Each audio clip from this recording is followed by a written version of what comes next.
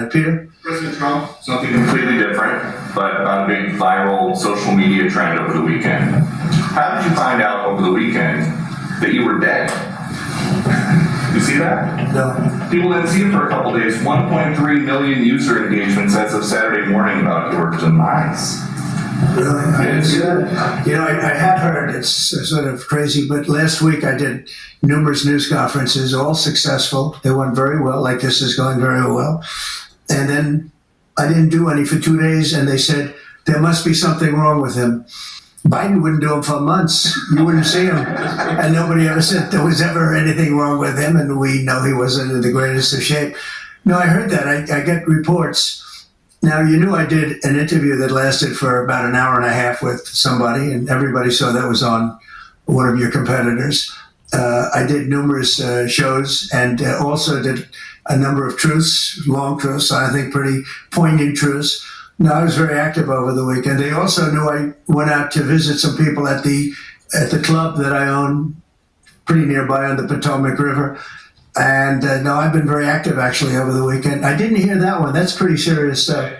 Well, it's fake news. You know, it's just it's so fake. That's why the media has so little credibility. I knew they were saying, like, is he okay? How's he feeling? What's wrong?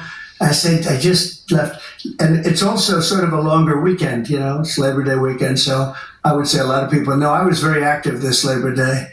I had heard that, but I didn't hear it to that extent. Go ahead, Peter. We know that this country has a huge problem with school shootings. You've said that you're open to sending the National Guard pretty much anywhere. Would you ever consider sending an armed National Guardsman to every school? Well, we have a big problem with school shooting, but we also have thousands and thousands of schools that run perfectly. You know, they talk about you can do things construction-wise, and that's really, I think nobody knows more about construction than me. You can build the construction doors, you can build what they call safety doors, where they lock on the outside, the inside, and every place else. Well, but if one of these lunatics happens to get through, then the police can't get in. Then they're looking for keys all over the place, and it takes them, a lot of disadvantages to doing, spending billions and billions of dollars and actually making it safer in some way for some of these lunatics that we're dealing with. But I don't think so. I've thrown out the concept. We have great teachers that love our children. The parents love the children. Teachers love the children too. And if you took a small percentage of those teachers that were in the military, that were distinguished in the military, that were in the National Guard, et cetera, and you let them carry. That's something that a lot of people like. I sort of liked it. It'd have to be studied, but they're trained. They know about weapons. You can't do it with every teacher because most teachers don't know, but I always thought that would be an alternative. But it just, we've had a lot of instances. Other countries have also. They have different kinds of problems than we have, but we do have. There's something going on, and it's a bad thing. Yes, please. Have you spoken with President Putin in the past week? Have you spoken with President Putin? Yeah, I don't want to. I have learned things that will be very interesting. I think in the next few days you'll find out. Consequences if there isn't some type of announcement of a meeting with President Putin and President Zelensky, and what could those consequences be? We're going to see what happens. We're going to see what they do and what happens. I'm watching it very closely. Last week they lost 7,000 between the two countries, 7,313 soldiers to be somewhat exact, for no reason whatsoever. And they're Russian and they're Ukrainian, but they're soldiers. I want to see it end. Yeah. President, have you decided you're definitely going to send National Guard troops to Chicago? I didn't say when, but the answer is, look, Chicago's very interesting because I watched Pritzker get up and say we don't need help, we're safe. But 2 weeks ago, they had 6 people murdered, and they had 24 people hit by bullets. Last week, as you know, was 7 people, 24 people hit, and 7 people died. And then over the last 2 days, that was the crown jewel. They had, I guess, 9 or 10 killed, and 50 hit with bullets. And you have this governor get up, who's a terrible governor. Probably he and Gavin Newsom would be probably the two worst and most naive. They're naive. Either they're naive or they're very untruthful. And he'll say, we don't want any protection. We don't need. So in the last 3 weeks, he's lost almost 20 people killed. There's no place in the world, including you can go to Afghanistan, you can go to places that you would think of. They don't even come close to this. Chicago is a hellhole right now. Baltimore is a hellhole right now. Parts of Los Angeles are terrible. If we didn't put out the fires, and I mean the other fires, the bullet fires, they didn't do a good job with it. They should have had the water coming down, like I said. You know, we had to release the water. We had to go in and release the water to LA. It's so badly run. But if I didn't send the National Guard into Los Angeles, I would be making an announcement today. I'd be talking about Huntsville, and I'd simultaneously be saying, by the way, the Olympics is not coming to Los Angeles. If we didn't do that, and even the sheriff, the top law enforcement person in Los Angeles said, we could not have handled it without them. So that's what he said. You mind up on Chicago though? Well, we're going in. I didn't say when, we're going in. When you lose, look, I have an obligation. This isn't a political thing. I have an obligation. When we lose, when 20 people are killed over the last 2.5 weeks, and 75 are shot with bullets. So let me tell you a little story about a place called DC, District of Columbia, right here where we are. It's now a safe zone. We have no crime. It's in such great shape. You can go and actually walk with your children, your wife, your husband. You can walk right down the middle of the street. You're not going to be shot, Peter. You're safe. Everyone likes you anyway. They probably wouldn't do it. But it's so dangerous. And there are people in this audience that you've suffered greatly. There are people in this audience that have been mugged and hurt badly, and they don't want to talk about it. Maybe you were very brave in talking about it. You made quite an impression on a lot of people. I appreciate it. But there were other people in this room that have been hurt very badly just walking down the street in D.C. Washington, D.C. is a safe zone right now. It's a safe city. The restaurants are open. They're booming. You can't get a restaurant. New restaurants are announcing that they're going to be open. This took place in 12 days. Now it's 15 days, but 3 days ago it became what's known as a safe zone, as a safe city.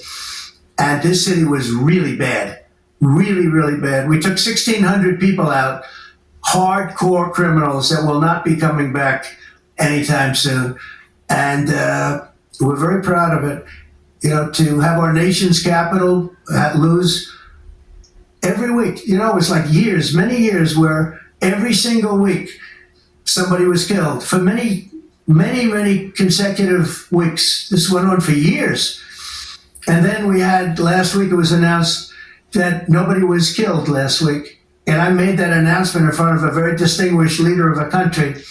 And I'm saying proudly, ladies and gentlemen, nobody was killed in Washington, D.C. this week. He looked at me like, what's that all about? I said, yeah, we have a little bit of a crime problem, and we don't have a crime problem in Washington anymore. And the mayor has been very helpful, and the police commissioner has been very helpful, and it's been a great team. And I would love to have Governor Pritzker call me. I gain respect for him and say, we do have a problem, and we'd love you to send in the troops, because you know what?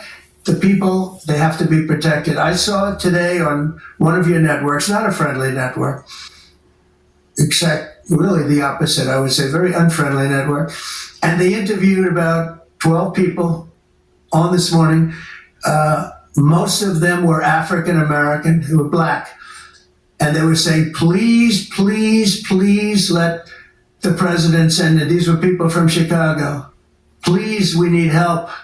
We need help. We can't walk outside. We're petrified. If the governor of Illinois would call me up, I would love to do it. Now, we're going to do it anyway. We have the right to do it because I have an obligation to protect this country. And that includes Baltimore. I saw where Governor Moore was asking me to take a walk down the street of Baltimore. Well, Baltimore is a very unsafe place. It's rated number 4 in the city, one of the most unsafe places anywhere in the world. But we took care. This was a beautiful thing that happened in Washington because we showed that it could be done. And this wasn't just sending big, strong guys, and they are big and they are strong. We had a great decision from the Supreme Court that had to do with sort of talent. It had to do with you are put down based on merit. You can hire based on merit.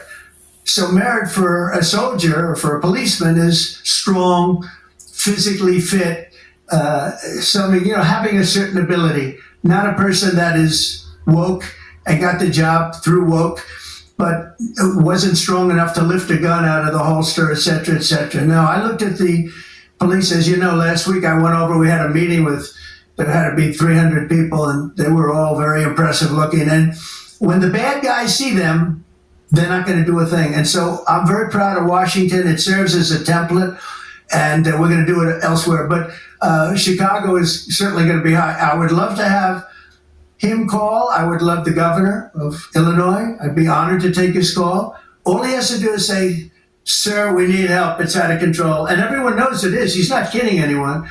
I would love to have, I would say, Governor Moore call, because I watched him over the weekend trying to explain that Baltimore, what they need is housing. No, they don't need housing. They need to get rid of the criminals. These are hardcore criminals. We took many people off the streets of Washington, D.C. They're hardcore. They're not going to be good. In 10 years, in 20 years, in 2 years, they're going to be criminals. They were born to be criminals, frankly. They were born to be criminals, and they're tough and mean, and they'll cut your throat, and they won't even think about it the next day. They won't even remember that they did it. And we're not going to have those people. Washington, D.C. is now a safe zone. It's a safe place. And you can walk, Katie, you can walk right down the street with, by the way, one of the biggest human beings I've ever seen, which is her husband, who was a football player for like 11 years in the NFL. He's a big person. But big doesn't mean anything when they have guns and when they have knives and everything else that they have, right?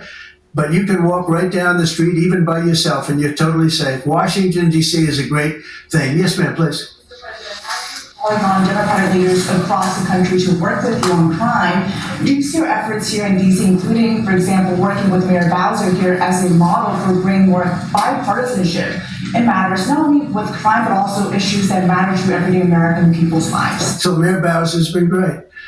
She could have taken the thing, and then after I clean it up, they'll take credit for it. You know what they do is they take credit. Like, we cleaned up Los Angeles. We did a great job there.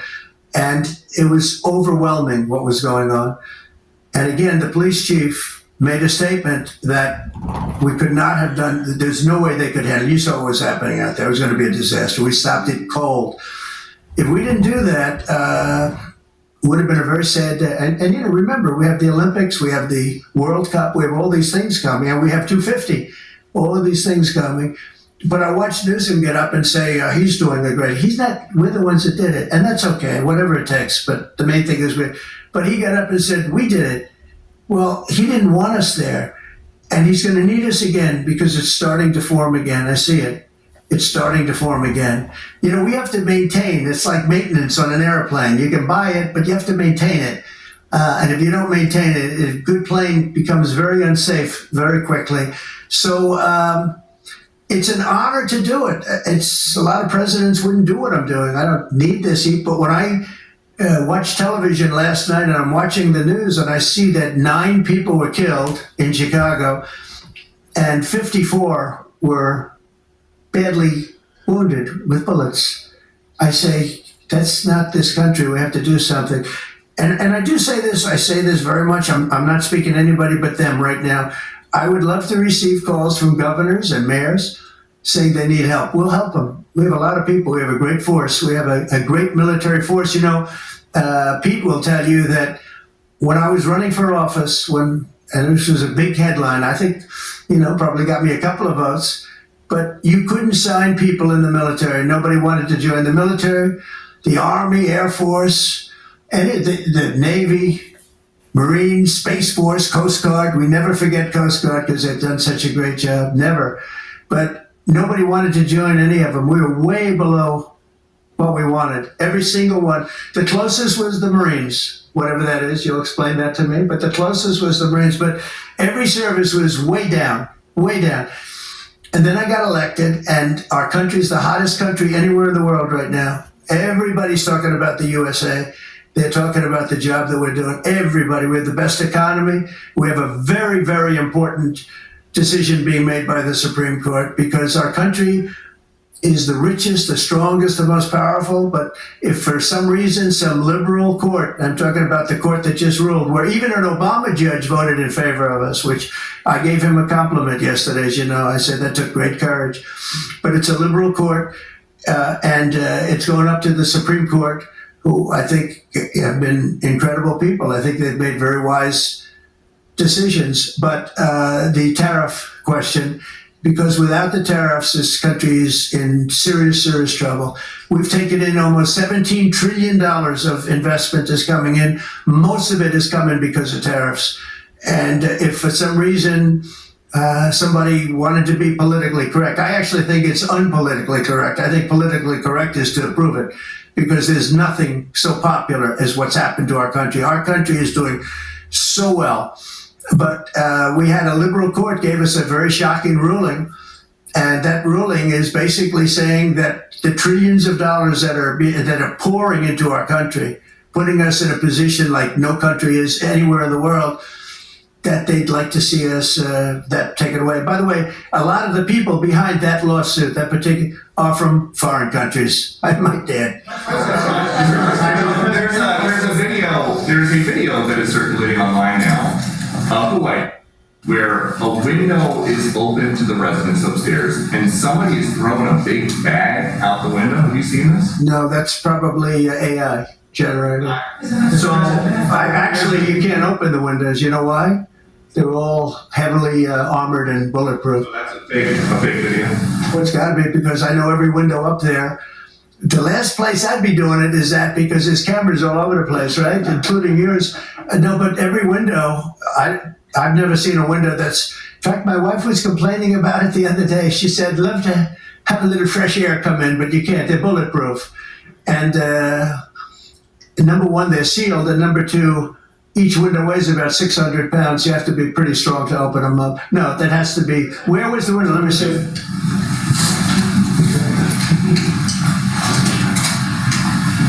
Maybe from the renovations. Which is the window? It looks like this is on the 15th Street side, I think. So right here. Yeah, those windows are sealed.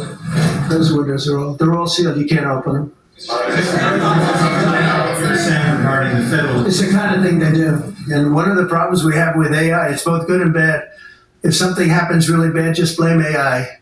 But also they create things, it works both ways.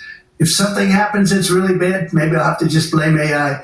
But there's truth to it because I see so many phony things. I saw something as I was growing up from the time I was a baby till now. I said, who did that? It was AI generated. So it's a little bit scary, to be honest with you. But those windows are all very heavily sealed. Thank you, Mr. President. I follow up with what you were saying regarding that federal appellate court that ruled against you and your administration as it relates to your. Well, they ruled against our country, the court, and they ruled against us before. It's a very liberal court. You call it highly partisan in your. Well, it certainly is. It certainly And in is. fact, it was along ideological lines, 7-4. Well, except that we actually got one of the Obama judges that was appointed by President Obama voted in favor of the tariffs because he felt it was imperative for our country to thrive and survive even. And I gave him credit. I said, you know what? That took a lot of courage for him to do it because you don't see that often. So my question is, I suspect you're going to appeal that all the way to the Supreme Court. Well, we already have, yeah. In fact, we're doing something else. We're going to be going to the Supreme Court, we think, tomorrow because we need an early decision. I mean, look, the financial fabric of our country, we're a rich, incredible country right now, and we're able to, other countries use tariffs on us for years, and we never did. I did a lot during my first term, but then we had COVID and we had to focus on other things. You couldn't be tariffing Italy, Spain, France, as they were dying by the thousands and millions. but we did with China, and China paid us billions and billions of dollars. And I started the process, but then I had to end it a little bit because of COVID. We focused on that. But no, it's a very important decision. And frankly, if they make the wrong decision, it will be a devastation for our country. We've taken in trillions of dollars. And by the way, all these countries signed agreements. As an example, they said they're all happy. Everybody's happy. But some whack job put in a lawsuit. It went before a very liberal court, and the liberal court ruled, it was 11, they ruled 7-4, with one of the most liberal of them all voting in our favor because they're patriots. I think I give tremendous credit to that judge. And now it's going to the Supreme Court. Now we're going to be asking for early admittance. We're going tomorrow, and we're going to ask for an expedited ruling because, when you look at the stock market's down today, the stock market's down because of that. Because the stock market needs the tariffs. They want the tariffs. If you look at AI, all of those, all of that money that's going to be invested, trillions and trillions of dollars, the biggest thing, bigger than the internet, I suspect. It's the internet plus 3 or 4 other things combined. We are leading very substantially with AI. We're leading because of tariffs. We're leading because of talent, and this is where they'd like to be. But without the tariffs, we wouldn't have a chance because we wouldn't be able to protect those investments of the companies coming in. So if you took away tariffs, we could end up being a third world country. That's how big the ruling. So we're asking for an expedited ruling. As a backstop to that president, you have a Republican-controlled Congress. You control the House. You control the Senate. Well, we don't have 60 votes. We don't have 60 votes. I'd love to do it. No, if we had 60 senators, if we got the 60 votes, we would get them. But we need 60 votes, so we need a certain number in the House. I think we'd get, I don't know, we have about 5 of them here. Would everybody agree with me on tariffs? Without tariffs, we're a different country. We have taken in so much money. And here's the thing. We signed a deal with Japan. They're paying us hundreds of billions of dollars. We signed a deal with South Korea. We signed a deal with the European Union. We signed a deal with Europe.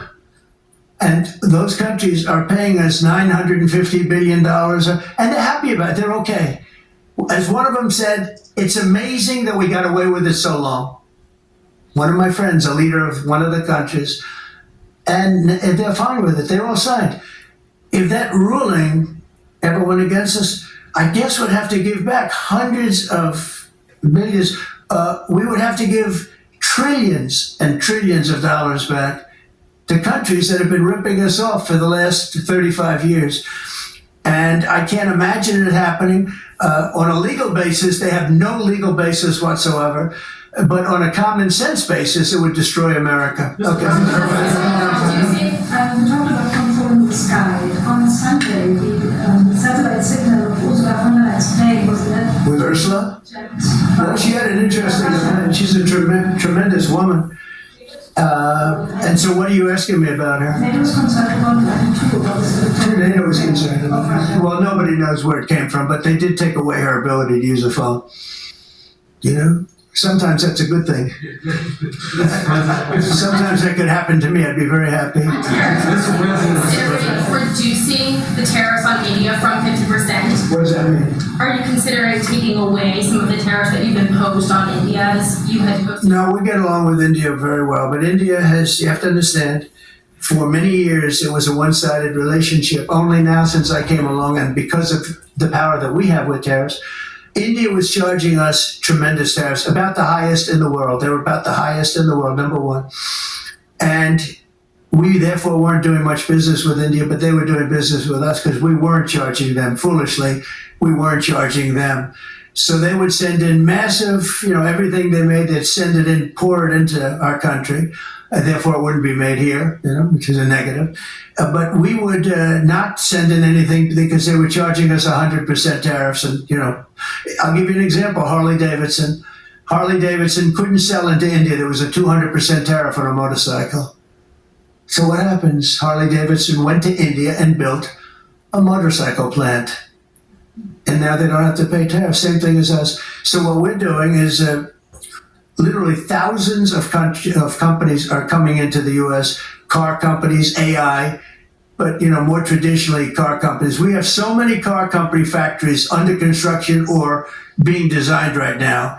And they're coming from China, they're coming from Mexico, I must tell you, and they're coming from Canada. A lot of them coming from Canada. But they're coming into our country because they want to build here. And they want to build here for two reasons. Number one, they'd like to be here. And number two, the tariffs are protecting them. And number three, they want to avoid paying tariffs. When they build their cars here, they don't have any tariffs to pay. When you build here, you don't have any tariffs. Mr. President, in light of the Minnesota shooting last week, the Department of Homeland Security is now awarding more than $100 million to hundreds of faith organizations across the country to help them ramp up security. What's your vision for further protecting religious liberty across the country amid incidents of threats? So religious liberty is so important, and we're talking about every religion now. And we're doing things on that nobody else has ever done. And we're going to be having a big announcement in about 2 weeks on that question. Yeah, please. On Space Commit, sir, are you concerned that people may not be willing to relocate from Colorado to Alabama? No, I'm not worried. We'll get somebody else. The problem with Colorado is they have a very corrupt voting system. I have so many friends in Colorado. Anytime you have mail-in voting, you have corrupt elections. It's very simple. It's very simple. Even Jimmy Carter said it with his commission. They set up a commission with him and Scoop Jackson and some people, highly regarded people. And they said the finding was, if you have mail-in voting, you will have corrupt elections. Well, your radical left governor decided that he was going to have all mail-in voting in Colorado. Once you have all mail-in voting, and for whatever reason, the Democrats cheat. And then they cheat like, they're not stupid. That's the only thing. They're no good on policy. They're no good on management. They're no good at government. But they're great at cheating. And they stick together, too. I give them credit for sticking together. Mr. President, obviously this is a big win for national security, moving this to Alabama. We all can agree with that. Is there any idea of the economic impact this has on the state and on that local area? Katie, do you want to answer that? Look, this is good. Please go. This is going to be tremendous. The state of Alabama, what we've seen through this process is the worst of Washington. We've seen politics get in the way of what is best for the warfighter, what's best for national security. And the state of Alabama is about to show the country the best among us. So we know the economic impact is going to be tremendous. There at Redstone Arsenal, we're proud to house everything from the FBI to headquarters there for material command to a number of things. We obviously have NASA with Marshall Space Flight Center. And so this naturally fits within. When you look at the decision matrix that they placed in front of us, that's why we ranked so high, is because we have the resources necessary and the ability to build out quickly to meet the needs in front of us. As far as economic impact, it would be tremendous. Does anybody have an exact number? 1,600 jobs. 3,000 spin off. With 3,000 spin off. Look at this. This is teamwork right here. So we are really proud, and the people of Alabama are ready to get to work. Now, I've got a housing question, if you could, just for a second, Mr. President. Please. Owning a home and going about the American dream seems like it's out of touch for a lot of Americans. Just recently, you pushed out a statement about addressing an emergency housing situation. That's right. We're thinking about doing that. Yeah, can you just... Well, we need a little help from the Fed. We have a man named Jerome Too Late Powell. You probably heard of him. He's too late. He's way too late.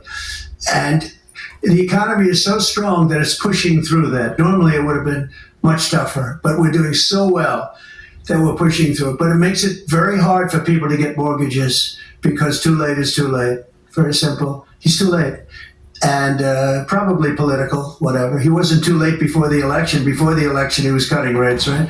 Because he was hoping that, I guess, Biden would get in or that Kamala would. He was a big Biden guy.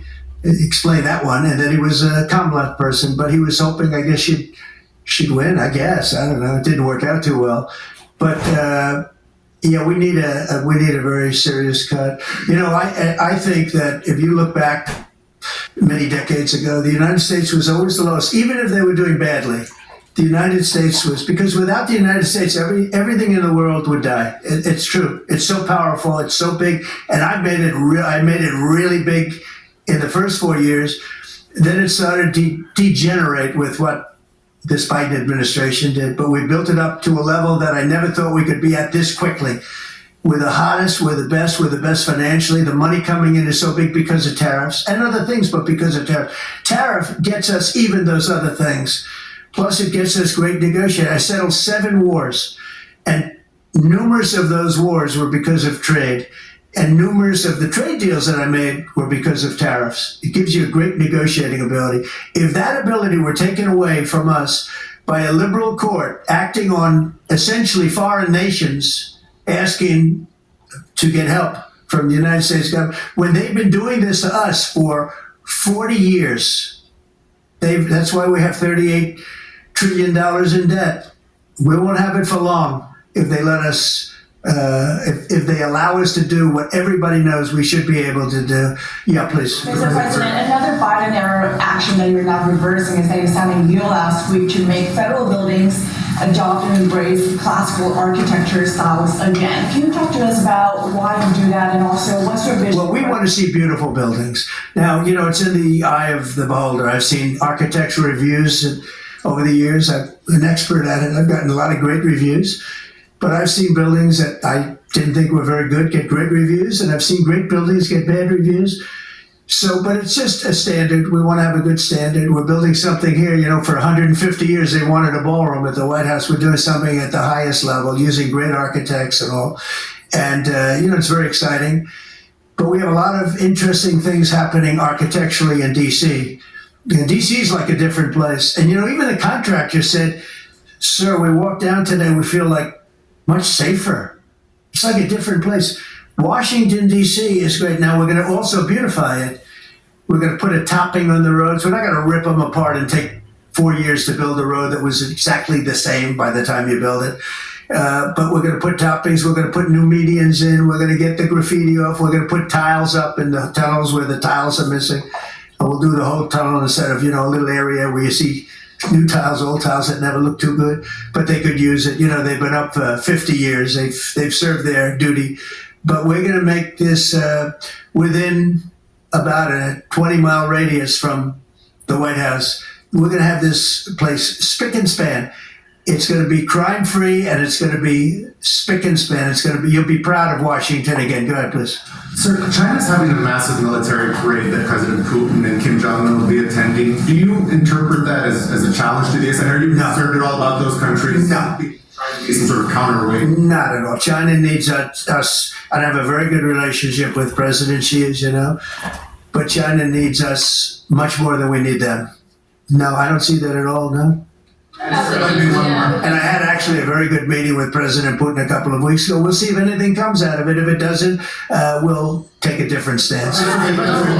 Today in California ruled that the deployment of National Guard troops to Los Angeles was illegal.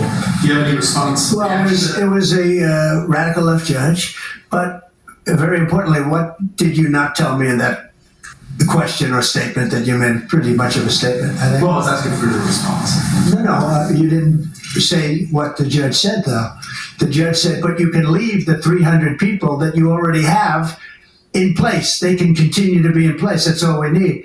But why didn't you put that as part of your statement? Because the same judge ruled exactly as you said, except the judge said that you can leave the 300 people that you already have in place. They can stay, they can remain, they can do what they have to do. Thank you very much, everybody. We appreciate it. Thank you. Thank you. Thank you very much. There you go. President Trump on September 2nd. Everybody is back to work, back to school.